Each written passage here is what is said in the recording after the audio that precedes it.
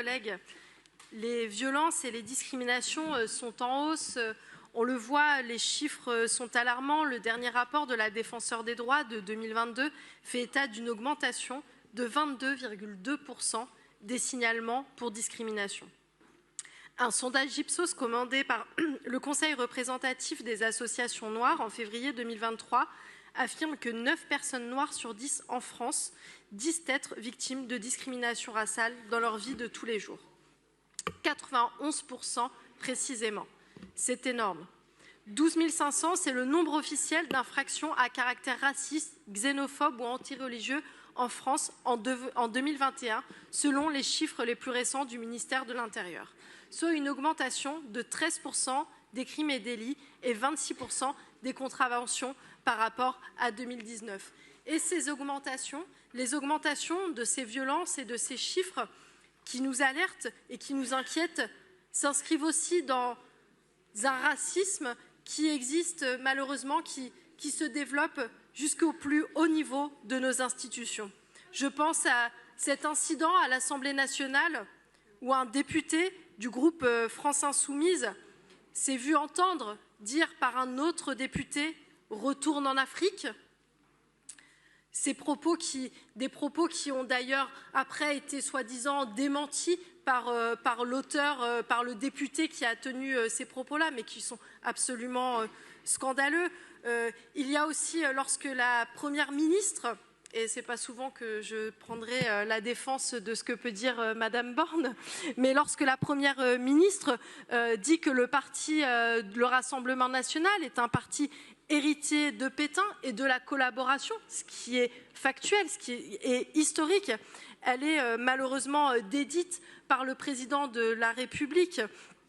Et nous regrettons aussi l'emploi par le président de la République, là encore, du terme décivilisation, qui est du vocabulaire emprunté à l'extrême droite. Je pense aussi à la stigmatisation de la LDH, la Ligue des droits de l'homme, qui a été créée à la fin du XIXe siècle pour combattre l'antisémitisme qui avait conduit à l'affaire Dreyfus, et cet antisémitisme d'État qui entraînera notre pays et l'Europe dans l'une des pires pages de son histoire.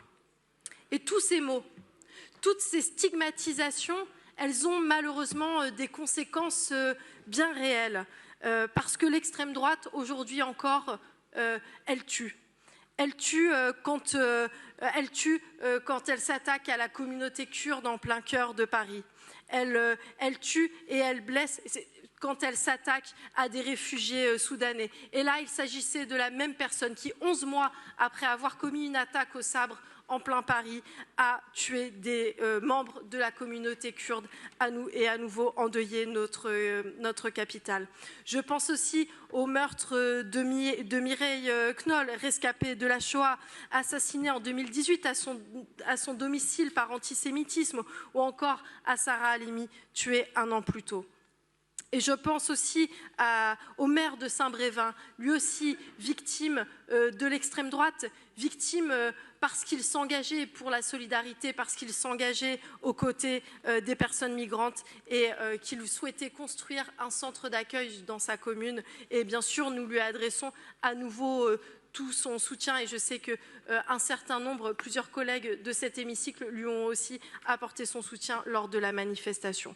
Je pense à des attaques contre des centres LGBT en Touraine, à Arras, à Paris et dans bien d'autres villes.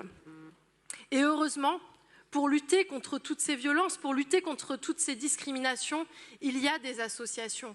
Il y a des associations qui continuent d'œuvrer, qui ne lâchent rien, qui sont toujours présentes. Et pour ces raisons, la ville de Paris pourra toujours compter aussi sur le soutien des élus communistes pour lutter contre les discriminations, contre le racisme et contre l'antisémitisme. Nous voterons donc pour cette délibération, pour les subventions qu'elle octroie à ces associations. Je vous remercie.